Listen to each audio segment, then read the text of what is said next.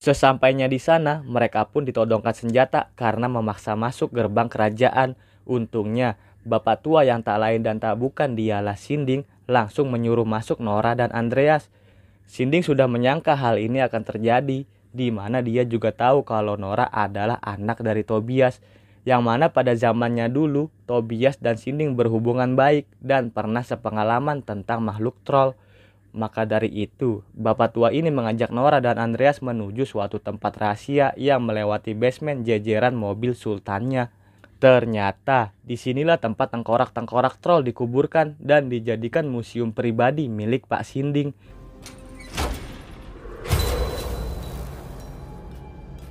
Dette var trollkongens hjem. Nora yang terbelenggu kaget coba meneliti salah satu kepala tengkorak raksasa tersebut dengan sinar senter ultravioletnya. Betapa tegangnya Nora saat sinar menyentuh tengkorak itu otomatis berubah menjadi batu. Lalu Sinding pun menjelaskan bahwa dahulu kala 1000 tahun yang lalu Raja Norwegia membinasakan kaum troll saat kristenisasi warga Norwegia.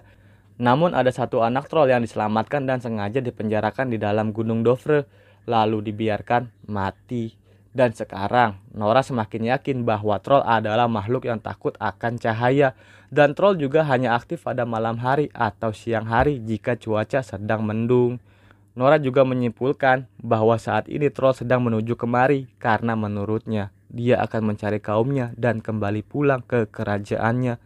Karena keadaan kota yang semakin terancam, Nora pun meminta Bapak Sinding agar meminjamkan mobil yang paling kuat untuknya nanti. Dronningens personlige favoritt. Oke. Da har vi hjul. Di waktu yang bersamaan, di jalanan kota pasukan militer yang bersiaga terus menembaki troll yang semakin mendekat. Namun seperti yang sudah-sudah, troll tetap kebal terhadap senjata modern pasukan militer dan berhasil meluluh lantakkan serta menerobos barikade.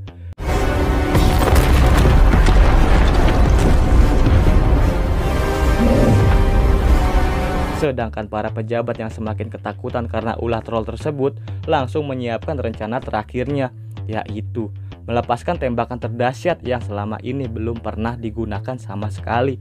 Namun, Andreas yang tahu akan hal itu langsung menghubungi Sigrid untuk meretas sistem pesawat agar rudal bisa dibatalkan.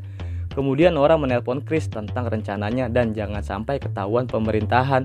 Karena tidak mungkin mengerahkan pasukan militer, Chris pun langsung mengontak teman-temannya di lain divisi untuk berkumpul di suatu tempat yang aman.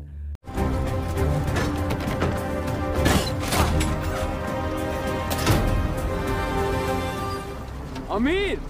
Assalamualaikum. Waalaikumsalam brorsan. Nora dan Andreas yang udah ready dengan bungkusan kain besar di bak mobil akan segera bertindak. Mau tahu isinya apa? Entar juga ketahuan kok. Namun sebelum berangkat, Andreas masih ragu tentang peretasan Sigrid, yang mana jika Sigrid gagal meretas, maka mereka bakalan modar karena ledakan dahsyatnya rudal. Tang ting tung ada ular buntung, mereka pun bertaruh nyawa untuk rencana kali ini. Untungnya, berkali-kali usaha Sigrid membuahkan hasil dan menghentikan usaha penembakan rudal. System Hva i?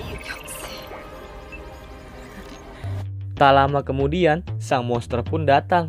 Dan dengan nyali nekat bernyawa 9, Nora langsung tancap gas ke arahnya untuk memancing troll. Dan ternyata yang dibawa Nora adalah kepala tengkorak keluarga troll. Oleh sebab itu, troll yang melihat ngerasa sangat murka dan langsung mengejar mobil yang ditumpangi Nora dan Andreas. Tapi apesnya, ikatan tali tengkorak itu putus karena terlalu berat.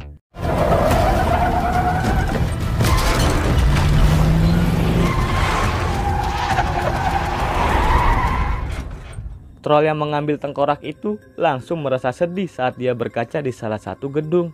Sampai-sampai dia tak sengaja memecahkan kaca tersebut dan membuat tengkorak itu jatuh hingga hancur. Betapa marahnya troll karena kejadian tersebut yang langsung meraung keras serta membabi buta Edan yang mengarah pada mobil Nora dengan penuh dendam.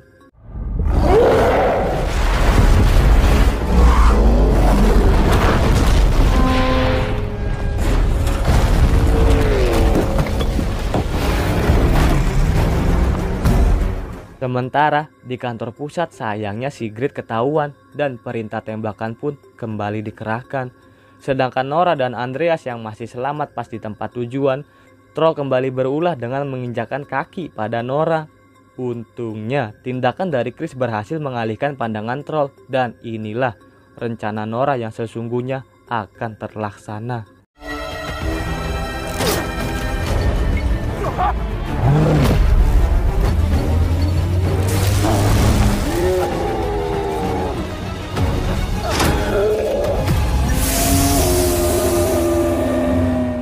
Di sisi lain, rencana penembakan jenderal juga tertahan karena dia melihat ada banyak sipil di sana dan tak mau ada korban.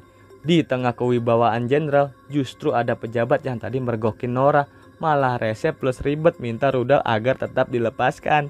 Karena respon yang terlalu bagus dari Sigrid, dia pun terpaksa menelan bogem mentah. Mamam.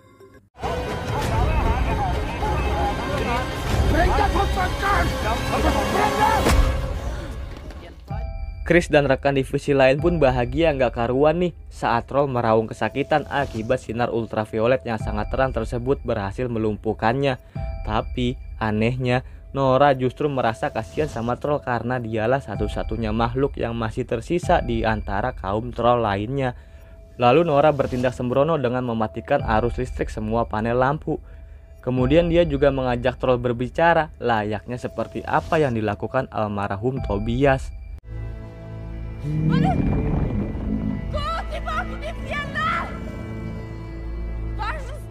Dan benar saja, semua ucapan Nora seolah didengar oleh troll yang menyuruhnya untuk pergi dan kembali ke tempat asal di mana dia berada.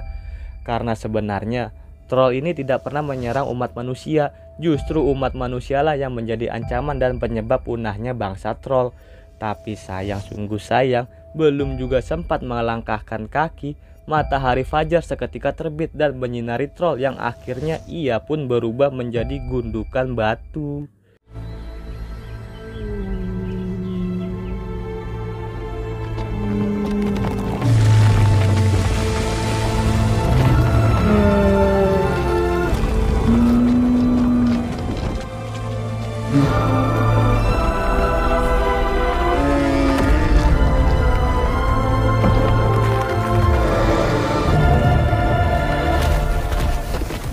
Meski terpukul dengan kematian troll, gimana pun juga Nora harus mengikhlaskannya demi kebaikan semua umat manusia.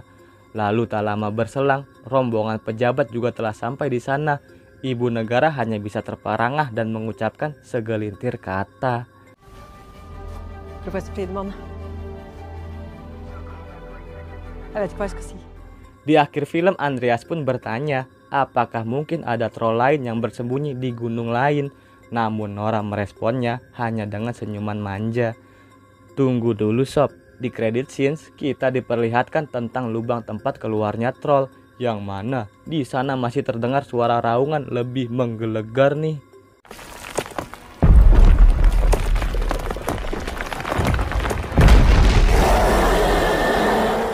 Apakah film ini berlanjut dengan troll-troll yang lain, atau mungkin troll berikutnya cuma ada di game COC aja?